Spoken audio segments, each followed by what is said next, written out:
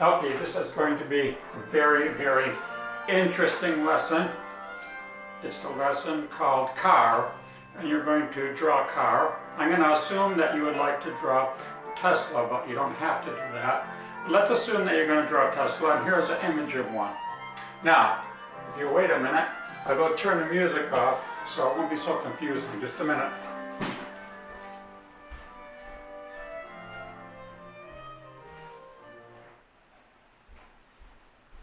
Now, where did I get this image? I got it from, first I did a Google search, and the search was for Tesla side view, not profile, but side view. I didn't like what came up, although it was similar, and I did a Yahoo search, which is just a different search engine, came up with a better image, but I couldn't drag it off of the page and have it be on the desktop. So I had to do a screen grab of it, but it's very large. If you do a Yahoo search for Tesla side view, you'll get a red car in the upper left-hand corner of the first page. You click on it, it'll get large. You click on it again, it'll be very big, and you can do a screen grab, it'll be 16 inches across. Then you would have to make it smaller so it'll fit on a piece of 8.5 by 11 paper, and you'd have to turn it so that when it prints the right way. In other words, portrait, the paper's going to come out this way, so the image has to be vertical. So you can figure all that out yourself though. So here we have the car, and you're going to print it out. It's going to be on your printer that you have at your home, and it's going to be black and white, but that doesn't matter because we're doing a drawing. Now, after you print it out, you're going to do what I did with the portraits, which is you're going to tape it to a window so the sunlight will shine through it, and you're going to color all the back with a pencil, and the pencil, this kind of pencil will do. 4B is better, but this is always called number 2. These are the standard. You need to sharpen it with like a razor, like this, so you get a good long point. And then when you go to color the back of it, don't put the pencil this way, but put it this way like a chisel. Now when you go over all the back of the drawing will look like this. That's what it's going to look like. And you'll see I did the outline all the way around, plus the door and some of the details. But what is going to be in the drawing? The drawing wants to have as much detail as possible, at least that's what I would like. And let me show you what I mean when I talk about detail in this drawing. Here is an enlargement of just this part. Okay? Now, I just want to talk about what can be seen in this picture right there in here. First of all, look at the tail light, the shape of it. It has a little line going through it. It has a little line right there going through it. That line is the trunk, which wraps around, and the tail light is divided. Half of the tail light is in the trunk part, and the other half is in the body part. Now that is a detail that shows in the photograph. You can see it right here, right there. It can be in the drawing. Now, let's consider this a wheel. These modern cars no longer have hubcaps, and there's a reason for that. This structure that you see here is actually the wheel and not a decorative item.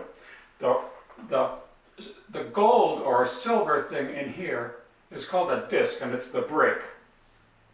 The brake has a red thing on it, which is this right here. That is called the caliper.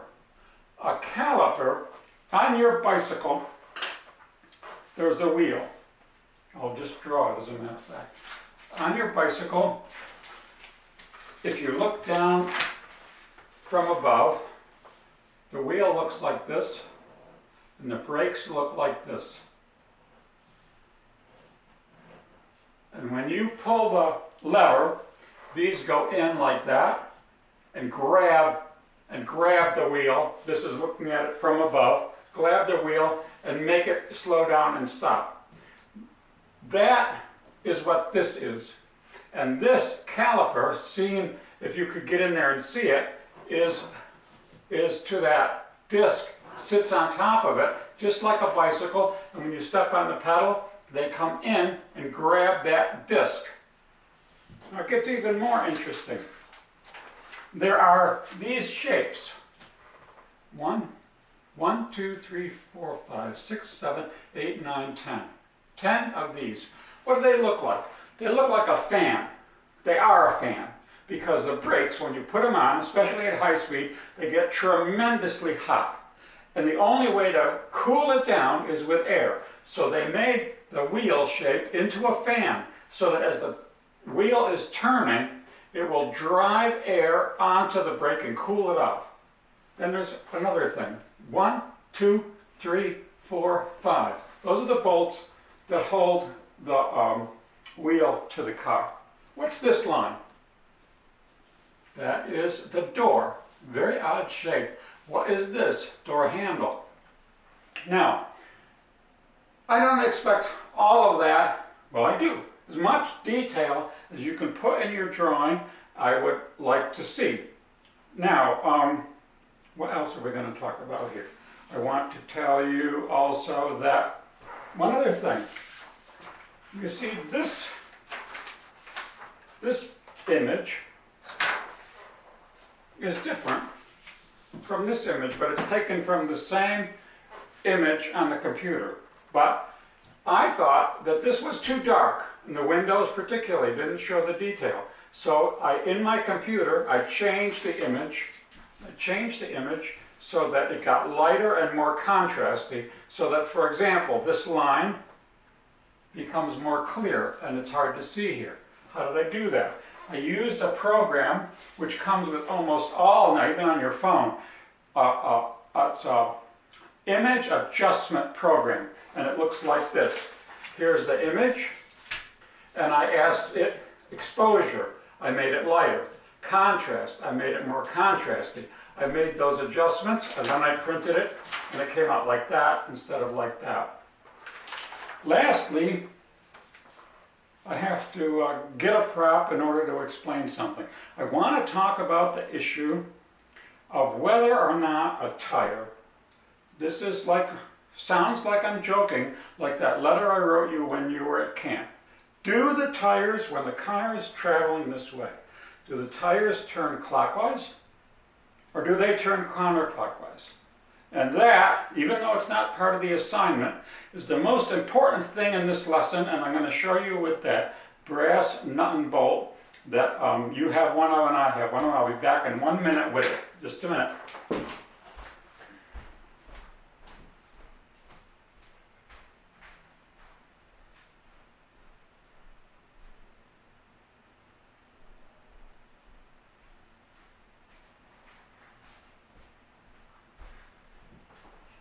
Now, here is the nut, here is the bolt. I hold it up and I screw it on. You're looking at it. You see that I am turning this as it goes on. I'm turning it clockwise. Turning it clockwise, and it's going on to the bolt.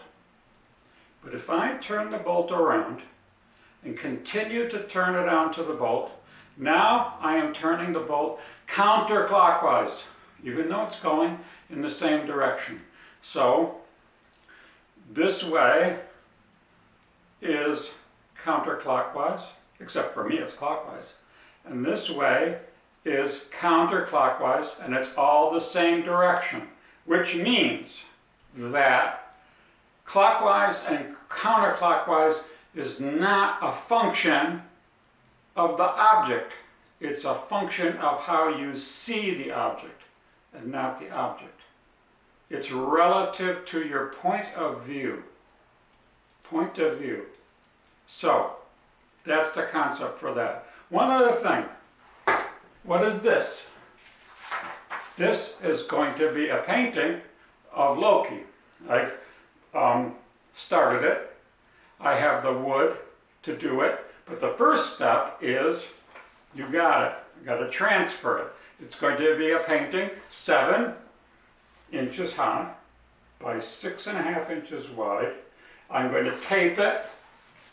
I'm going to tape it to the board, and I'm going to transfer it the same way you're going to do this. And then I'm going to paint it. But you're not going to see it until I see a drawing of the car, because you're spending too much time on Minecraft and you're not doing your homework assignments. So we've got to do something about that. Then there's one last thing. Yeah, I got to remember what it was. Yeah, I got a math problem for you. It doesn't have anything to do with this. And that's this. We were talking about somebody who wanted maybe to buy stock in a car company like Tesla, and they looked it up and the stock was $750 for one share. And so they said, I have $100. How much could I buy? About 100 is about 1/7 of 750. So here's a math problem I also want you to do. How much Ford stock can you buy with $100? Figure that out and write it on your drawing in the corner. So that's all for today, and I'll talk to you Friday.